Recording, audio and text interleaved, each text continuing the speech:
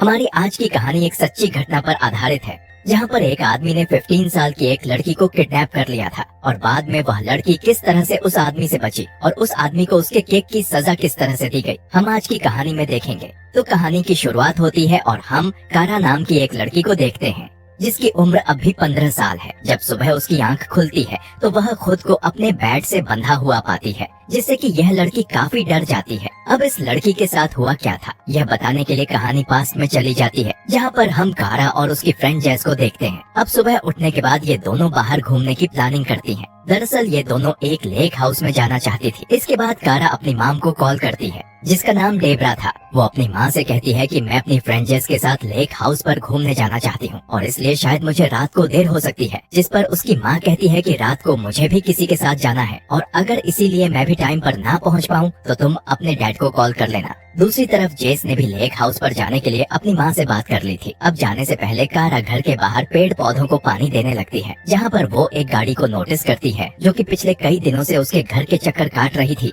और तभी ये गाड़ी इनके घर के पास रुकती है, जिसमें से एक आदमी बाहर आता है। इस आदमी का नाम रिचर्ड होता है, जो कि अपने हाथ में एक कुरियर लेकर आया था। ये कारा से आकर पूछता है कि क्या तुम्हारे पेरेंट्स घर पर हैं? जिस पर कारा कहती है कि नहीं, ये मेरा घर नहीं है बल्कि मेरी फ्रेंड का है और मेरी फ्रेंड के पेरेंट्स भी यहाँ पर नहीं रहते। और अब इतने में ही रिचर्ड कारा के ऊपर एक गन पॉइंट कर देता है और उसे कहता है कि तुमने जरा भी हिलने या बोलने की कोशिश की तो मैं तुम्हें शूट कर दूंगा। वो उसे चुपचाप अपनी कार में चलने के लिए कहता है। उसकी कार में एक बॉक्स होता है और वो उसी के अंदर कारा को डाल देता है। अब इससे कारा काफी डर जाती है। इस बॉक्स के अंदर एक बार कोड का नंबर था। कारा इस नंबर को याद कर लेती है। अब रिचर्ड एक जगह पर आकर अपनी गाड़ी को रोक देता है और वो यहाँ पर कुछ सामान लेने के लिए चले जाता है। अब कारा मौके का फायदा उठाते हुए यहाँ से भाग जाती है, लेकिन इतने में ही रिचर्ड पीछे से आकर कारा को शूट कर देता है। लेकिन हमें यहाँ पर पता लगता है कि कारा सिर्फ भागने के बारे में सोच रही थी, वो भागी नहीं थी। अब इतने में ही रिचर्ड भी वापस आ जाता है और कारा के हाथ पैर बांध देता है, साथ ही वो उसके मुंह को भी बांध देता है ताकि कारा चिल्ला ना सके। दूसरी तरफ जेस को भी चिंता होने लगी थी कि आखिर कारा कहाँ चली गई,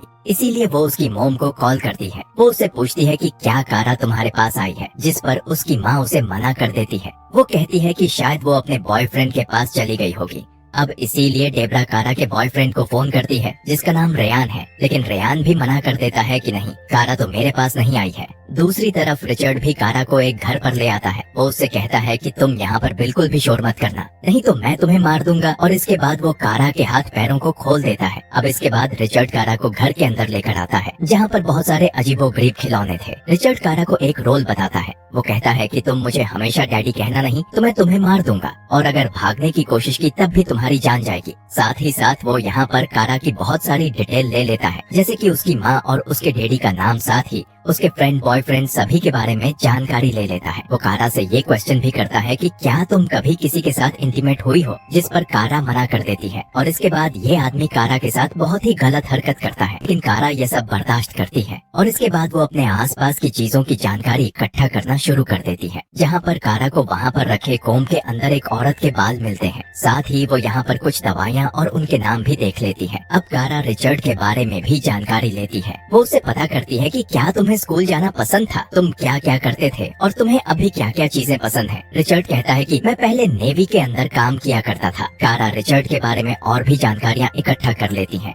और साथ ही साथ रिचर्ड भी कारा से उल्टे सीधे नशे कराता है, लेकिन कारा को अपना काम निकालने के लिए यह सब करना पड़ता है। रिचर्ड कारा को गंदी फिल्में भी दिखाता है और कारा को चुपचाप बैठकर यह सब देखना भी पड़ रहा था, क्योंकि कारा सही मौका आने का इंतजार कर रही थी। दूसरी तरफ कारा की माँ डेबरा काफी परेशान हो जाती है। वो अपने हस्बैंड को कॉल करती है और साथ ही साथ वो पुलिस में भी रिपोर्ट लिखवा देती है, लेकिन पुलिस वाले उससे कहते हैं कि अभी तुम्हारी बेटी को गायब हुए सिर्फ 2 से 3 घंटे हुए हैं, शायद वो कहीं घूमने गई होगी, वो शाम तक अपने घर वापस आ जाएगी। दूसरी तरफ कारा रिचर्ड से कहती है कि जब तक आप खाना खा रहे हैं, अगर आप चाहे तो मैं आपकी घर की सफाई कर दूं। और अब कारा सफाई के बहाने घर की बहुत सारी चीजों को चेक करना शुरू कर देती है। यहाँ पर उसे डॉक्टर्स के नंबर मिलते हैं, जिन्हें वो याद कर लेती है और साथ ही कैलेंडर पर लिखी कुछ तारीखों को भी देखती है। अब इस सब के बाद रिचर्ड कारा को फिर से उस डिब्बे के अंदर बंद कर देता है। वो कारा से कहता है कि मैं एक जरूरी फोन करने के लिए जा रहा हूँ। अब वो कारा के मुंह को भी बांध कर यहाँ से चला जाता है। अब इससे कारा का दम घुटने लगता है, जिससे रिचर्ड वापस आता है। वो उससे कहता है कि तुम बहुत ज्यादा शोर कर रही हो। अब वो कारा के मुंह पर लगी उस चीज को खोल देता है और उसे कहता है कि चुपचाप यहीं पर लेटी रहना, बिल्कुल आवाज मत करना। इसलिए कारा चुपचाप इस डिब्बे के अंदर पड़ी रहती है। खैर, अब फोन करने के बाद रिचर्ड कारा को एक गोली खिलाता है। कारा को चुपचाप ये गोली खानी पड़ती है। अब रात हो जाती है, जहाँ पर रिचर्ड कारा को अपने पास सुलाता है, लेकिन वो कारा के हाथ और पैरों को बांधकर सोता है ताकि कारा कहीं भाग न जाए। अब कारा यहाँ पर चुपचाप सो जाती है और मन ही मन रोती है। अब सुबह जब कारा की आंख खुलती है तो उसे रिचर्ड के खर्राटों की आवाज आती है। वो समझ जाती है कि रिचर्ड अभी गहरी नींद में है, इसीलिए वो मौका देखकर अपने हाथ और पैरों की रस्सी को खोल देती है। अब कारा के बाहर आने पर उसे यहाँ के 2 लोकल लोग मिलते हैं। कारा यहाँ पर उनसे मदद मांगती है। वो उनसे कहती है कि यहाँ पर मुझे एक आदमी ने किडनैप करके रखा हुआ था और प्लीज तुम मेरी जान बचा लो। अब ये दोनों लोग कारा को पुलिस स्टेशन लेकर पहुँच जाते हैं। अब कारा यहाँ के एक पुलिस ऑफिसर से मिलती है और उसे बताती है कि मेरा नाम कारा है और मुझे एक आदमी ने किडनैप किया हुआ था।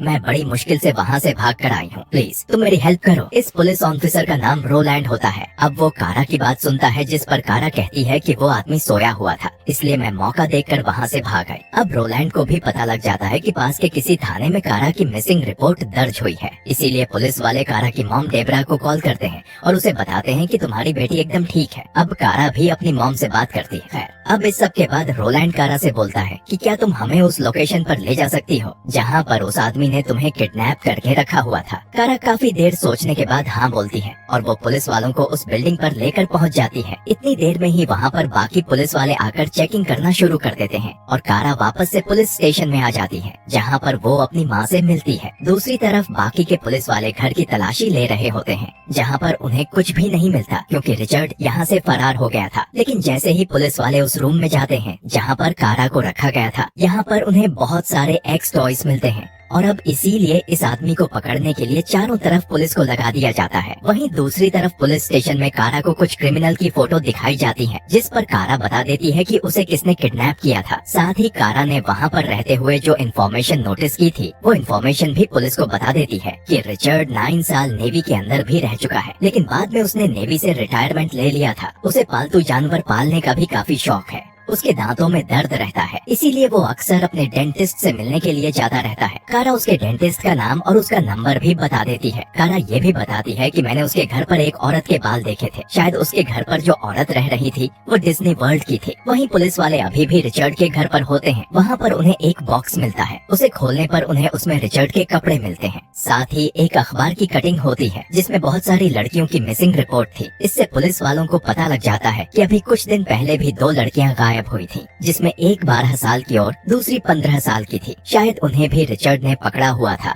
और वो इसी तरह से छोटी लड़कियों का शिकार करता है। तब तक पुलिस वालों ने उन बालों को भी चेक करके पता कर लिया था कि उस कोम में जो बाल थे वो रिचर्ड की वाइफ के थे, जो कि अभी डिज्नी वर्ल्ड में रह रही है। वहीं दूसरी तरफ कारा से मिलने के लिए जैस रेयान और कारा के डैड आते हैं, जो कि कारा को अपने साथ घर ले जाते हैं। लेकिन कारा को फिलहाल के लिए 24 घंटे की पुलिस की सिक्योरिटी दे दी गई थी। अब कारा अपनी माँ से कहती है कि माँ मुझे रेयान के साथ बाहर घूमना है, लेकिन उसकी माँ कहती है कि नहीं, तुम फिलहाल बाहर नहीं जा सकती। ये पुलिस तुम्हारी सिक्योरिटी के लिए ही यहाँ पर है और अगर कुछ दिन तुम घर के अंदर ही रहो तो अच्छा है। अब कुछ देर के बाद कारा की फ्रेंड जैस उससे मिलने के लिए आती है, जिस पर कारा उसे कहती है कि क्या तुम मुझसे ये पूछोगी कि मेरे साथ वहाँ पर क्या हुआ था। इस पर जैस कहती है मैं ये नहीं पूछूंगी, मैं तुम्हें परेशान नहीं देखना चाहती। लेकिन कारा उससे कहती है कि नहीं कोई बात नहीं, तुम मुझसे पूछ सकती हो। जिस पर जैस उससे कहती है कि ठीक है, बताओ तुम्हारे साथ क्या हुआ था। और इसीलिए उसके साथ जो हुआ वो जैस को बताने लगती है। दूसरी तरफ पुलिस अब रिचर्ड की वाइफ के पास पहुंच जाती है, जिसका नाम जैसलीन है। जैसलीन पुलिस वालों से कहती है कि मेरा पति तो बहुत अच्छा है, मैं उससे बहुत प्यार करती हूँ और वो भी मुझसे बहुत प्यार करता है और वो इस तरह की हरकत कभी नहीं कर सकता। और इसी बीच पुलिस स्टेशन में स्टेफनी नाम की एक और औरत आती है। वो कहती है कि मैं रिचर्ड की बहन हूँ और रिचर्ड ने पहले भी इस तरह के काम किए हैं और जिस कार से उसने कारा को किडनैप किया था वो मेरी थी, लेकिन उसने मेरी उस कार के नंबर को चेंज कर दिया था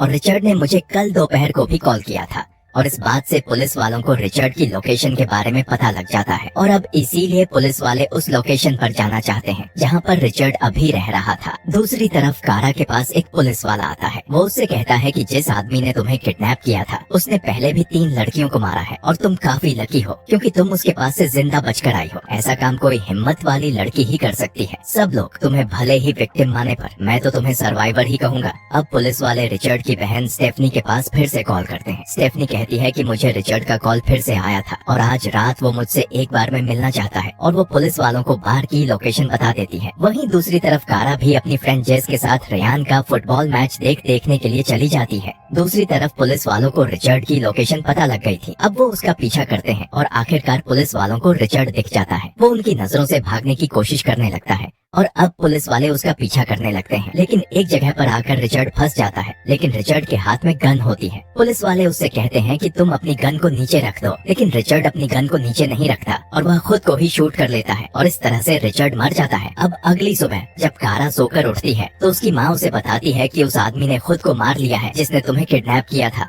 और अब तुम पूरी तरह से सेफ हो। कारा ये बात सुनकर उदास हो जाती है। कारा कहती है कि आपने यह बात मुझे पहले से क्यों नहीं बताई, जिस पर उसकी माँ कहती है कि तुम रेयान का मैच देख कर आई थी, मैं तुम्हारा मुंड खराब नहीं करना चाहती थी। अब कारा के पास भी पुलिस वाला आ जाता है। वो उससे माफी मांगता है। वो कारा से कहता है कि हम उस आदमी को सजा नहीं दिलवा पाए और इसीलिए मैंने जो तुमसे प्रॉमिस किया था वो टूट गया। कारा कहती है कि सभी जगह लोग मुझे घूरते रहते हैं, मैं बस इतना चाहती थी कि मुझे इंसाफ मिले। मैं चाहती थी कि वो 100 सालों तक जेल में ही सड़ता रहे। कारा कहती है कि मैं लोगों को बताना चाहती थी कि मेरे साथ असल में हुआ गया था, मगर अब ना कोई केस बचा है और ना ही अब कोई ट्रायल चलेगा। लेकिन पुलिस वाला उसे समझाता है कि रिचर्ड को कम से कम यह तो पता लग गया था कि उसने तुम्हें किडनैप करके अपनी जिंदगी की सबसे बड़ी गलती कर दी थी और तुम सच में एक हीरो हो। वहीं हमें आखिर में यह भी पता लगता है कि बाद में कारा को स्कूल रिसोर्स ऑफिसर बना दिया गया था, जहाँ पर वो छोटे बच्चों के साथ होने वाले गलत कामों का ध्यान रखती थी। आखिर में हमें कारा का एक असली फोटो भी दिखाया जाता है जो कि बाद में बड़ी होकर एक वकील बनी थी। और अब इसी के साथ ये मूवी यहाँ पर खत्म हो जाती है। Thanks for watching.